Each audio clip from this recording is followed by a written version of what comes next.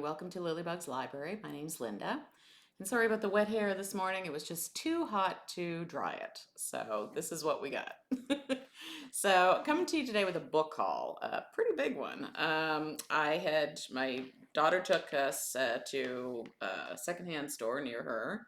And so a lot of the books were 10 for $10, which was really good. And then a couple I got from the bookshelf downstairs where, like I said, people trade books back and forth.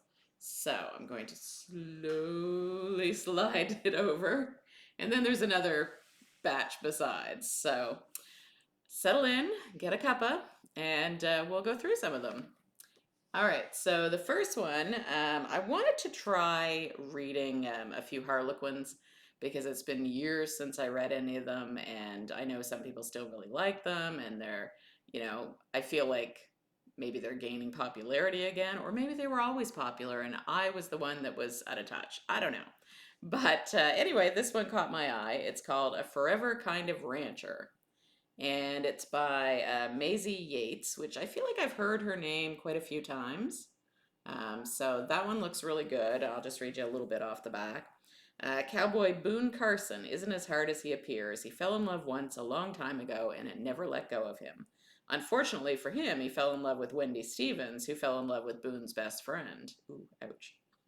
Then she went and married the jerk and had his babies. But now, Wendy Stevens has finally left her no good, unfaithful husband, and all she knows is that she'll never fall for another bull rider.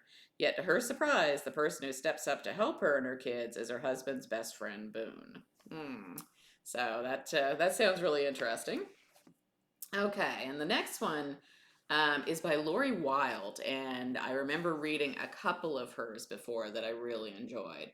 So this one is The Lighthouse on Moonglow Bay. I love that cover. It looks very summer-like. And it says, it's an inheritance that neither sister expected. A lighthouse on Moonglow Cove, left to them by a grandmother they never knew.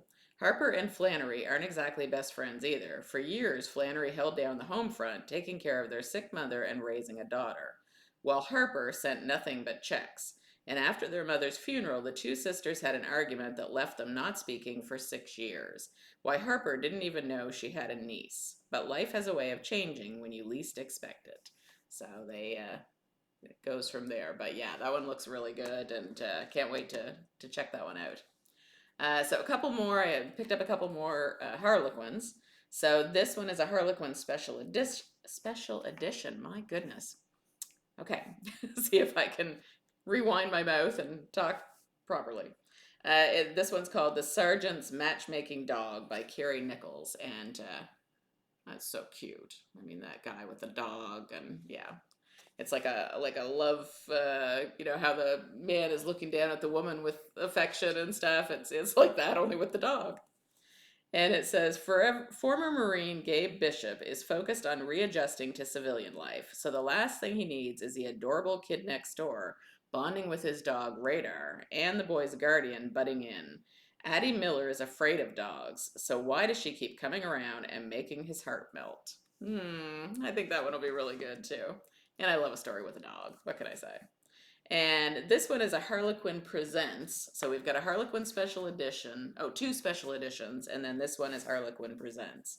And this one is called Redeemed by His New York Cinderella. Jade Sola James is the author. So that one looks really good. Love that dress that she's got on. It's gorgeous. All right, it says, Kitty Asair will do anything for the foundation inspired by her tumultuous childhood, including charming her way into Manhattan's most exclusive gala, then sparring with the man from her past who catches her there. To land his next deal, Lawrence Stone needs a stunning woman on his arm. Kitty agrees to the ruse for her foundation, but the electricity between them is more than make-believe. So it sounds like a fake dating one. So that one sounds really good. And it looks like it's never even been touched. Like it's brand new. So crazy. The next one is a cozy mystery, and it's called To Fudge or Not to Fudge by Nancy Coco. And so that one looks really cute. And it says, Mulch Ado About Murder. With summer in bloom and tourists afoot, Allie is out walking her pup Mal when the curious canine digs up a bone from under a flowering lilac bush. The bone leads to a toe that's missing a body. For the successful confectionaire, it's only the first in a series of sour events in the middle of the island's lilac fest. When her stint on a cooking reality show swirls up a trail of foul play, Allie will have to outwit a cunning killer if she wants to continue living La Dulce Vita. So that one sounds great. I can't wait to read that. And I'm sure I read recently something from Nancy Coco, but might have to look at one of the other videos because I can't remember what it was. And then the next one is a Bayou Book Thief, and they're all in such good shape. I'm just amazed. And this one is by Ellen Byron. So that one looks really good. And it's a vintage cookbook mystery. That sounds interesting. It says young widow Ricky James Diaz goes home to New Orleans after her social media star husband perishes doing a stupid internet stunt. Ricky's dream comes true when she joins the quirky staff of Bon Vie Culinary House Museum, the spectacular former garden district home of the late Bon Vivant Genevieve V. Charbonnet, the city's legendary restaurateur. Ricky is excited about turning her avocation, collecting vintage cookbooks, into a vocation by launching the museum's gift shop, Miss V's Vintage Cookbook and Kitchenware Shop. Then Ricky discovers that a donated trunk contains the body of a cantankerous Bon Vie employee who is fired after being exposed as a book thief. Oh my. All right, so that sounds interesting. And I love that it takes place in New Orleans. I don't read too many books that do, so this one will be great. And the next one's one that I'll probably read closer to Christmas. It's called Wrapped Up in You by Jill Shalvis. I think that's how you say it. And it says, after a lifetime on the move, Ivy Snow is an expert at all things temporary, school, friends, and way too many Mr. Wrongs.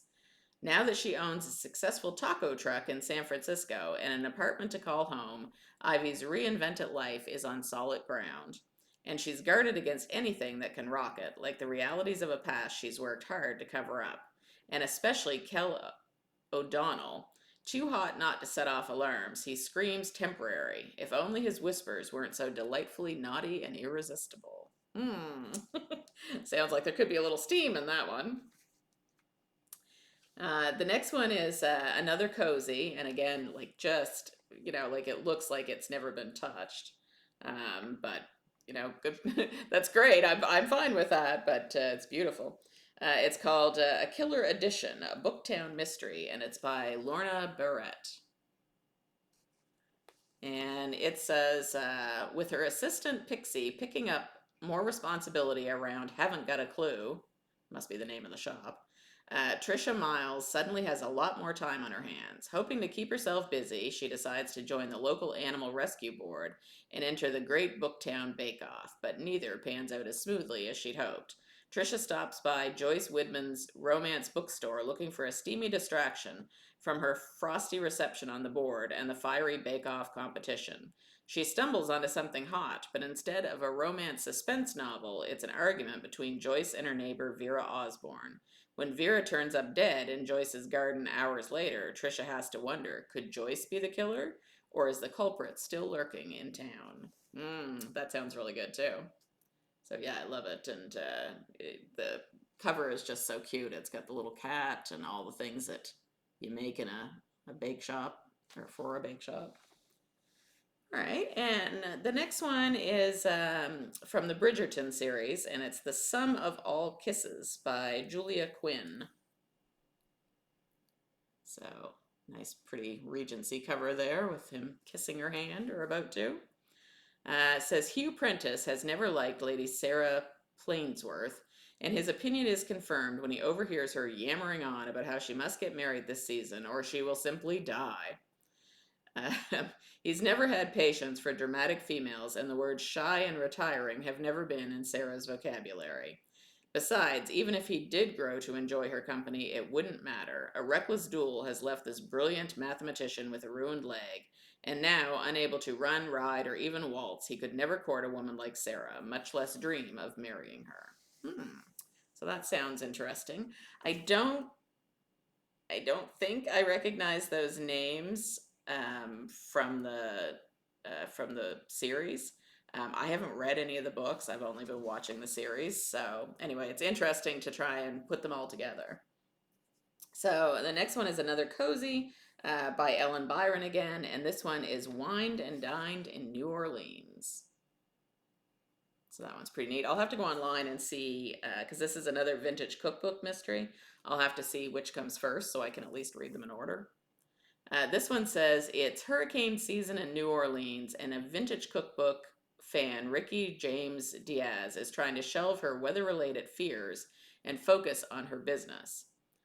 Repairs on the property unearthed crates of very old, very valuable French wine buried by the home's builder, Jean-Louis Charbonnet.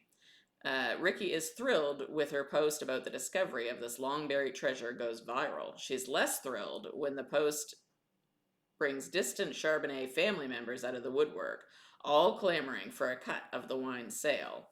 When a dead body turns up in the cheery fall decorations, the police zero in on Eugenia Charbonnet Felice as the prime suspect, figuring that as the head of the Charbonnet family, she has the most to gain. Ricky is determined to uncover the real culprit, but she can't help noticing that Eugenia is acting strangely. So who knows who killed this person? All right, and the next one is Ellie Alexander, and great author. And this one is The Cure for What Ails You, and it looks pretty interesting. I don't think I'd be drinking that beer with a skull and crossbones on it. And this one says, spring is beginning to bloom in the alpine village of Leavenworth, Washington. Craft brewer Sloane Krause and her partner in crime, Garrett Strong, are putting the finishing touches on their bright and refreshing Lemon Kiss Ale, which they'll debut at the beloved Mayfest celebration, bringing visitors from near and far to dance around the maypole and shop at the outdoor flower markets. Despite the festive spirit in the air, Sloane is brewing over her past. She spent months following leads that have turned into dead ends, but when she spots a woman who strongly resembles a long-lost contact, who may be her only connection to piecing together her story, she hopes that things might be taking a turn in her favor.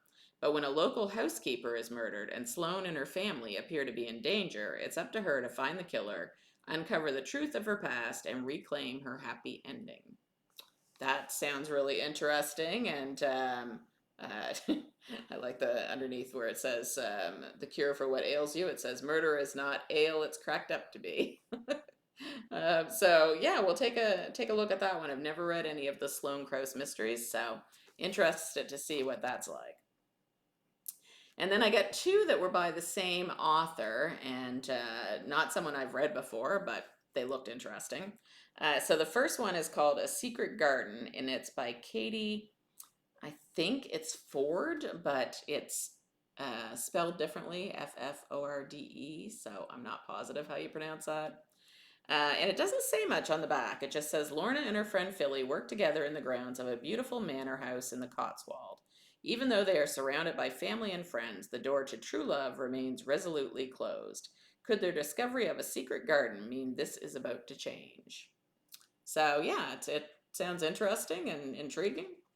And the next one is, again, the same sort of thing, but it's called A Summer at Sea. So that one looks interesting. And it says, it's only for a summer, and Emily knows she soon must return to her single life and her career in town as a midwife. However, she has not counted on the friends she's making or the fun she is soon having, or the attraction she's starting to feel for Alistair, the local handsome doctor. So, a couple of different romance books. I don't know if it's the same woman in each one, but I guess we'll find out. And the next one is Adonna Andrews one, who I really enjoy her books.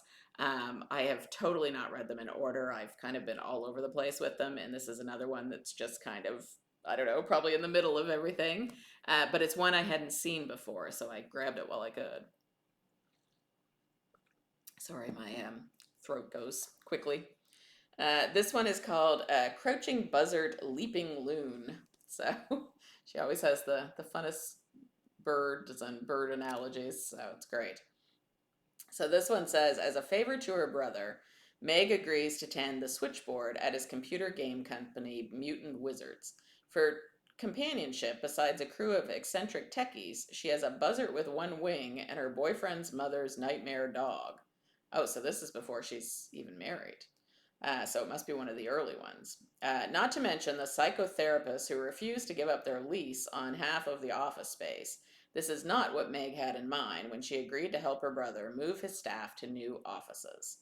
In fact, the atmosphere is so consistently loony that the office mail cart makes several passes through the reception room, with the office practical joker lying on top of it pretending to be dying. Weird. Before Meg realizes that he's become the victim of someone who wasn't joking at all.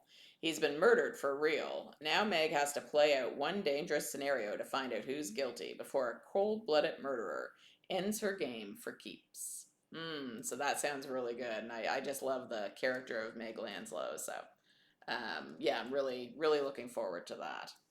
All right, so that is that one, and we've got a few more. I'm just going to take a moment to get up and move around for a couple minutes to settle my back down, and then we'll try the next batch. Okay, I'm back. So we've got a few more, another 4 from the bookshop. So the next one is James Patterson, and it's one I haven't seen before. It's called Princess. Rather kind of interesting cover with all the yellow and really stands out. So it says, there's nothing more frustrating than a crime that goes unsolved, so I came up with Private, the best investigation unit in the world. Okay. And then it says, it's no wonder that the secrets of the most influential people on the planet come to Jack Morgan, the head of Private, on a daily basis. But there's only one client who can make him drop everything and fly to London at full speed. Princess Caroline, third in line to the British throne. The princess needs Morgan to find Sophie Edwards, a friend of hers who has mysteriously disappeared. Though she insists this is just a missing persons case, Morgan knows that the princess is hiding something. The closer he gets to the truth, the more he'll realize there are powerful people who will stop at nothing to keep Sophie from being found. Ooh, that sounds really good. I really, as you know, I really like James Patterson most of the time. So I'm looking forward to this one and to see where it goes. And I like anything royal, so, you know, throw that in, I'm in for it. So the next one is a Daniel Steele one. It looks well loved, so I think it's probably been around for a while. But this one, speaking of royalty, this one is called The Duchess. And it looks very royal with that kind of burgundy colored gown and the chair in the background and the pearls hanging off her, and yeah, it just looks really good. So now I always have a hard time finding out where the synopsis is. I think it's in the back here. Okay, Angelique Latham has been lovingly raised at Belgrave Castle by her father, Duke of Westerfield, after the death of her aristocratic French mother. At 18, she is her father's most trusted child, schooled in managing their magnificent estate. But when he dies, her half-brothers brutally turn her out. To survive, Angelique will need all her resources, her keen mind and her remarkable beauty, and one bold stroke of fortune. Unable to secure employment after losing her first job as a nanny, Angelique desperately makes her way to Paris, where she rescues a young woman fleeing an abusive madam and sees a possibility.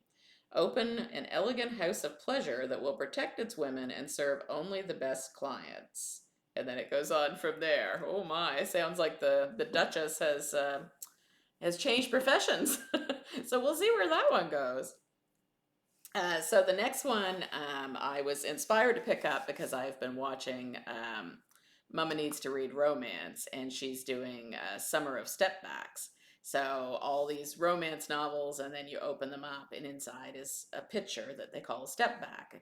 So I found this one and thought, okay, I know the author's name from watching her videos, and I know what a step back is now, so I decided to get this one. So this one is Lisa Capus, and it's called Cold Hearted Rake. So you can see that beautiful gown there and the flowers in the background. And then when you open it up, I don't like to open it too far because I don't want to break it, but it shows this incredible step back. And It's got the handsome man there with the shirt half off, and he's holding the beautiful lady with her gown, and stretches right into the other page. So yeah, it's gorgeous, and the look on his face, he looks like he's enthralled with her. So yeah, can't wait to see what that one's like. On the back it says, a twist of fate. Devon Ravenel, London's most wickedly charming rake, has inherited an earldom, but his powerful new rank in society comes with unwanted responsibilities, and more than a few surprises. His estate is saddled with debt, and the late Earl's 3 innocent sisters are still occupying the house, along with Kathleen, Lady Trenier, a beautiful young widow whose sharp wit and determination are a match for Devon's own. So that one sounds really good. And yeah, it was exciting to get the step back and see what they look like, in person. And this one's kind of a little bit of purple on the side, which kind of goes with some of the flowers and things. So really, beautiful artwork. Oh, I never thought to look and see who drew it, or maybe no one did. Maybe it's new enough that it's all AI these days. I don't know. I don't see a name on it anywhere, so I would say it was somehow digitally done, because nothing to show who did it. So the next one and the last one that I got from the bookstore is called Beach House Reunion by Mary Alice Monroe. So love that picture. It just screams, summer and beach and the flip-flops and the stars, and yeah, it's just gorgeous. All right, so this one says, Kara Rutledge returns to her southern home on the idyllic Isle of Palms. Everything is comfortingly the same, yet each detail is rife with painful memories. Only through reconnecting with family, friends, and the rhythms of the Low Country can Kara release the hold of the past and open herself to the possibility of a new love, career, and hope for the future. Meanwhile, her niece, Linnea, a recent college graduate, leaves her historic home in Charleston with all its entitlements and expectations and heads to her aunt's beach house. On the island, she is part of the freer, natural ocean lifestyle she loves. Remembering the lessons of her beloved grandmother, Lovey, the original turtle lady, Linnea rediscovers a meaningful purpose to her life and finds the courage she needs to break from tradition.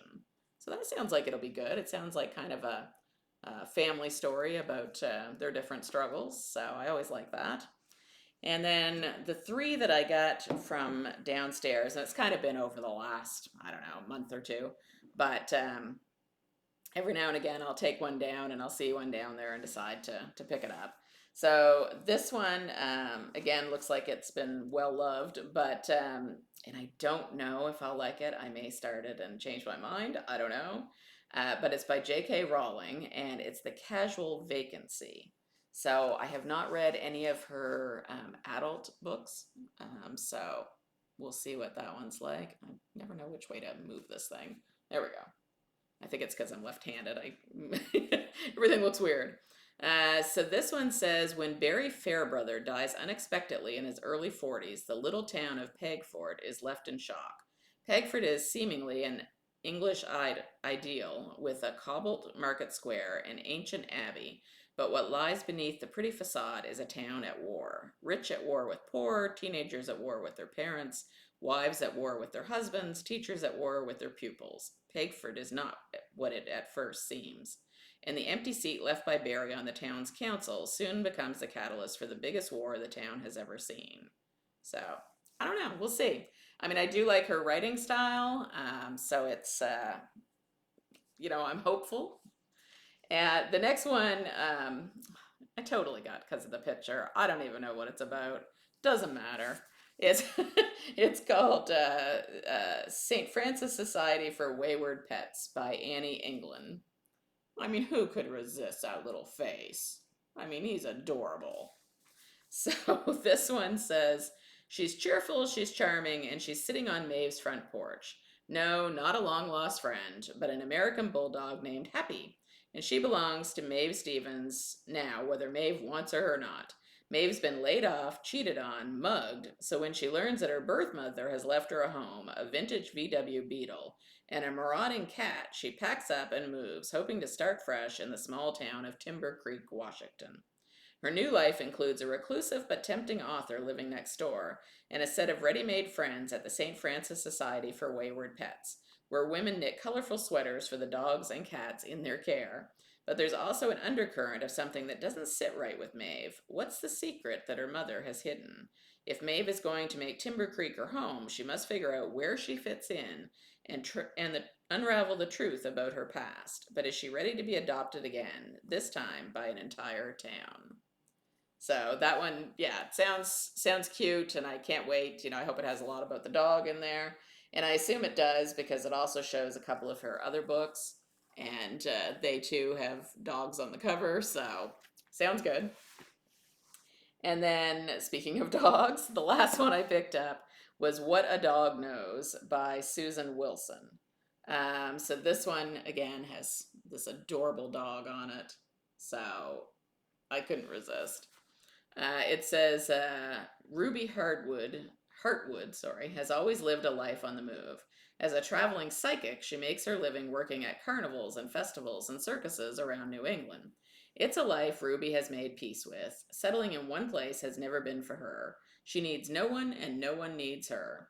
Until one night when she's camped by the side of the road in her trusty Volkswagen Westy van, a fierce thunder and lightning storm erupts. In the middle of the downpour, she hears a distinct voice telling her to let me in. So in jumps a little black and white dog, and to Ruby's astonishment, she can hear the dog's thoughts. Has she been struck by lightning? Did the storm do this? Is she losing her mind? It turns out Ruby can hear many dogs' thoughts. She decides to set up semi-permanent residency in the town of Harmony Farms until she can sort out what's going on and who the little dog Hitch belongs to. But some people in Harmony Farms don't want her there, and it seems that events keep preventing Ruby from leaving. What secrets is this town keeping? Why was she meant to find this dog, and what has Ruby really been running from all these years? So that one sounds excellent. I'm excited for that.